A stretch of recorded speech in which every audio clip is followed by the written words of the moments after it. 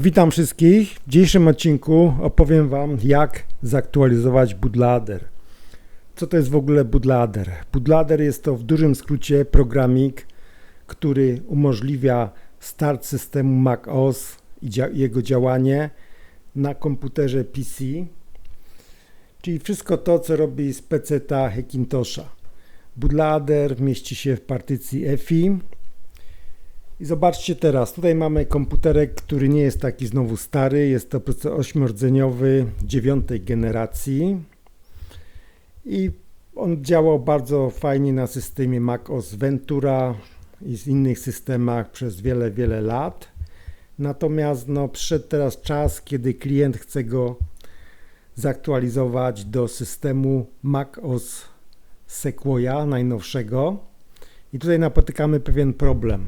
Owszem, upgrade się pokazuje, możemy ten upgrade kliknąć, spróbować coś zrobić, ale uprzedzę fakty i powiem Wam, iż ten update się nam nie uda. Dlaczego? Z prostego powodu, mianowicie wersja bootloadera jest tutaj za stara. Na przestrzeni lat tych wersji było bardzo wiele. Tutaj mamy akurat wersję 0.9.2, czyli z maja 2023, czyli jak widzicie dość stara wersja, która z powodzeniem działała na systemie macOS Ventura, natomiast na systemie Sequoia nie będzie działała. Dlaczego? Dlatego, iż nowy system potrzebuje pewnych nowych parametrów bootloadera, nowych ustawień, które w tych wersji nie ma po prostu. I zobaczcie, iż przenosimy się teraz w nowsze czasy i mamy już bootloader 4 marca, mamy bootloader sprzed godziny na przykład, który się teraz pokazał, 1.05. No i taki bootloader będzie idealny do tego,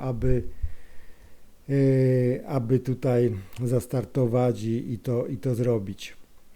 I teraz możemy to zrobić na dwa sposoby. Pierwszy to jest taki sposób manualny, kiedy wymieniamy wszystkie pliki bootloadera. Oczywiście, jeżeli wymieniacie bootloader, musicie wymienić również wszystkie sterowniki podstawowe, nowsze wersje. Jest to dość czasochłonna, karkołomna sprawa.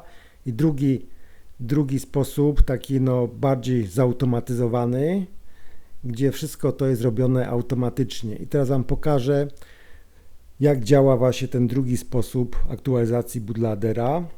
I to jeszcze uwaga, jeżeli robicie coś takiego, musimy mieć bezwzględnie kopię systemu albo kopię tego bootloadera EFI, aby w momencie, kiedy coś pójdzie nie tak, móc zastartować z tej kopii i wrócić do tego, co było. Wykorzystujemy tutaj programik, który jeszcze załączę tam w linku, mianowicie program Hackindrom. Klikamy na niego. On się pokazuje tutaj w górnej belce. Zobaczcie. Jeżeli będziecie uruchamiać pierwszy raz, to widok może być trochę inny, bo ja go to już uruchamiałem. Po prostu widok może być taki, to trzeba po prostu sobie dać tutaj skip i przejść do tej części programu, gdzie są wszystkie dyski. U nas system jest zamontowany tam specjalnie dla potrzeb tego nagrania na zewnętrznym dysku Max System 14. U Was to może być inaczej. I chodzi o to, żeby najpierw zamontować partycję EFI dysku systemowego. U nas dysk systemowy to jest właśnie ten oznaczony tutaj SSV5 External i dajemy teraz opcję Mount. Oczywiście klikamy tutaj hasło i pokazuje nam wersję bootloadera 0.9.2. I teraz przystępujemy już do aktualizacji, czyli prawy klawisz myszy naciskamy, pokazuje się opcja Update. Klikamy tutaj na Update. I teraz ściąga nam z sieci nowy bootloader, ściąga z sieci oczywiście wszystkie najnowsze sterowniki. Tutaj nie wiem, czy będę Wam to pokazywał do końca, bo akurat tutaj ten net jest dość słaby aktualnie, gdzie jestem, także może sobie to skrócimy.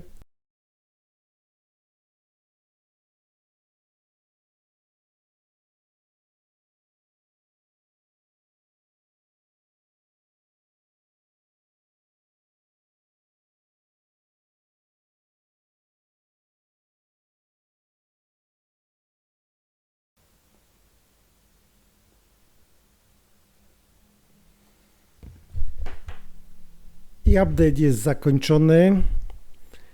Zobaczcie, iż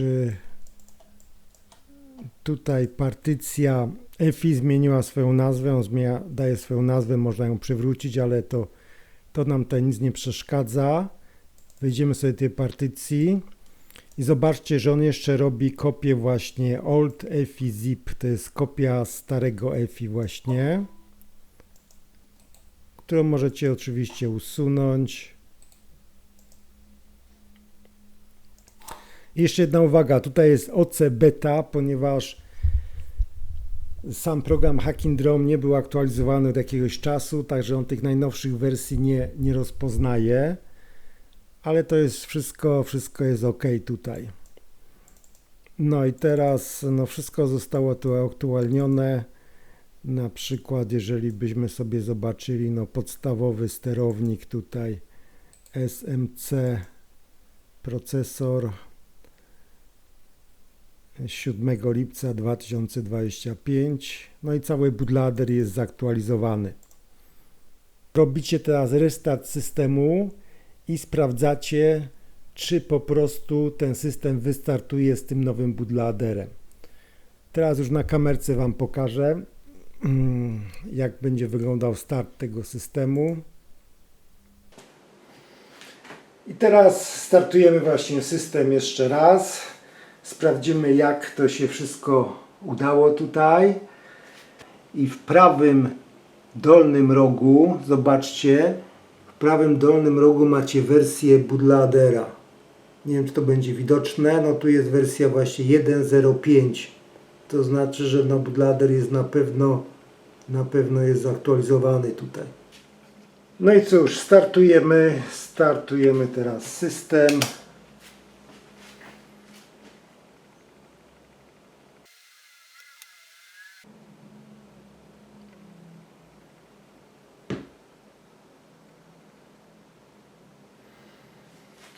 System prawie już wystartował.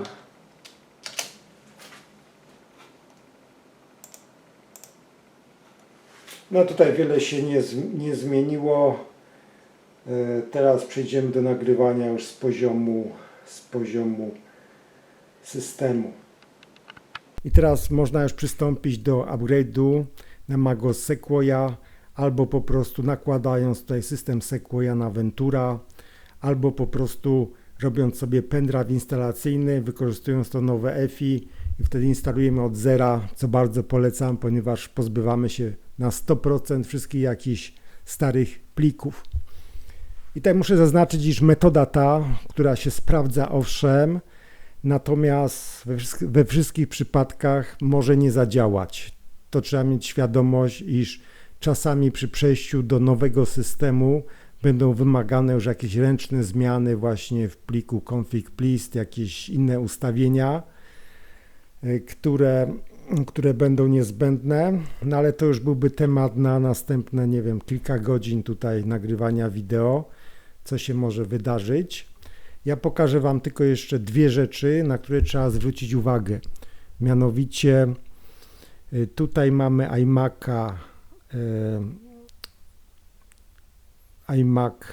z 2019 roku, on działa na Venturze i teraz jeżeli update'ujemy go na Sequoia, to musimy mieć pewność, iż ten model iMac'a, to oznaczenie tego komputera będzie również działało na macOS Sequoia. Czyli jeżeli sobie wejdziemy tutaj w EFI, OC, config list, platform info i zobaczcie, iż tutaj mamy iMac 19.1 i teraz jeżeli przechodzimy na Sequoia, musicie mieć pewność, iż ten 19.1 będzie działał na Sequoii. Znaczy on tu będzie działał, bo 2019 rok. Jakbyśmy mieli na przykład iMac'a 18.2, to wtedy już trzeba by zmienić na iMac'a 19.2, ponieważ 18.2 już nie jest kompatybilny pod Sequoią. I to jest ważna rzecz, bez którego Sequoia nie wystartuje, jeżeli model komputera jest po prostu za stary. I jeszcze druga rzecz w przypadku Sequoii, w zakładce MIS Security przy instalacji Secure Boot Model zawsze ustawiamy na Disabled. Także właśnie no o tych parametrach trzeba pamiętać, trzeba je sobie właśnie poprawić właśnie przed update'em na dany nowy system.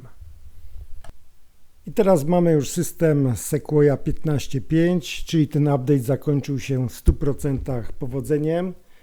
I tu jeszcze taka uwaga, nie update'ujcie tego bootloadera z byle powodu, ponieważ jeżeli wszystko Wam chodzi dobrze, wszystko działa idealnie, to wgranie nowszej wersji bootloadera z pewnością nic Wam nie zmieni, ponieważ nowe wersje niekoniecznie muszą zawierać jakiekolwiek poprawki dla Waszego komputera.